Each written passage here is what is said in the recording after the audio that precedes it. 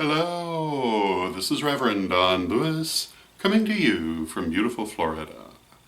And as you may have noticed, I've taken a few days off from the vlog because of other things pressing on my world. But we're back today, and I'd like to begin by saying that the winner of our last viewer's favorite question was Addiction from Reverend Ravenwolf. Congratulations, Reverend Ravenwolf. And today, we have a new question from Tika Carr. And Tika has a number of related questions on the subject of using sound for manifestation. And I'm going to take those questions more or less one at a time and start with the question, can you use sound? Meaning sound as vibration, sound as song, sound as chanting, as an aid to manifestation or magic.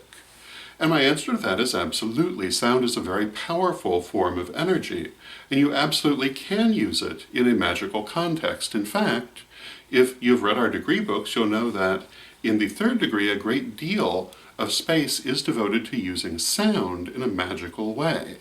And there are many different ways to do this, of which one of the most powerful, in my opinion, is what's called toning, using pure sound created from the body with intent to facilitate manifestation of various different sorts. But musical instruments also can be very magical, and sound in general can be very magical, and it can be harnessed and directed as any other energy form can.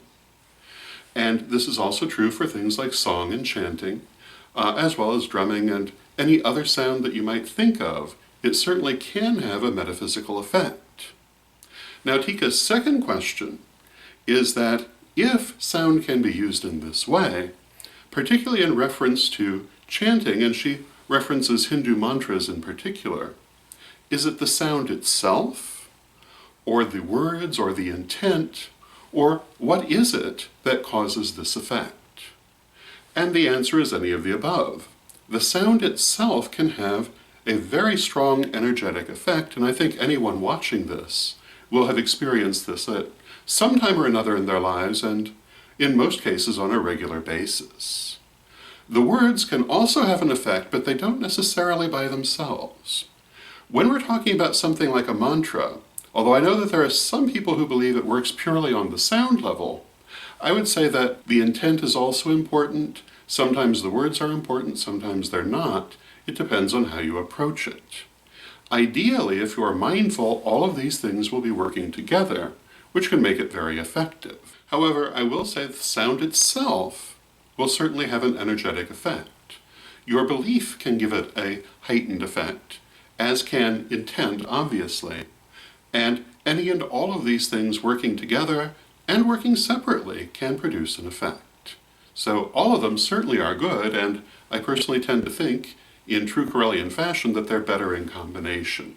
And Tika's final question is, if you're going to use something like a mantra, must you chant it aloud, or will simply listening to it create an effect? And my answer to this is that it's best, if you're using this kind of sound for manifestation, particularly in the sense of a chant, it's best to chant it yourself, but I would think that listening to it would in fact still have an effect. And I would say that if you give it a try, you'll see what I mean. And this is true for chanting, it's true for drumming, it's true for any kind of energetics using sound. It's very powerful if you make the sound yourself, but that's not the only way it can be done, and listening to it still has a strong effect. Also, imagining that sound, if you're not in a position where you can either make or listen to it, still can have a profound effect on you, because although it's not being made in a physical way, it's still resonating with your spirit. So these are all different ways that you can use sound, and sound can in fact be a very powerful agent of manifestation. So those would be my thoughts on that subject. I hope you find them helpful, and until next time, may you blessed be. Reverend Don, super omnibus of incantations and invocations for all occasions. Marianne Kay and I created this massive compendium of magic and artwork for you to use in any way that you would like. There are literally hundreds of spells and hundreds of illustrations, which can be mixed and matched and used in many different ways. Check it out now at witchghoulstore.com.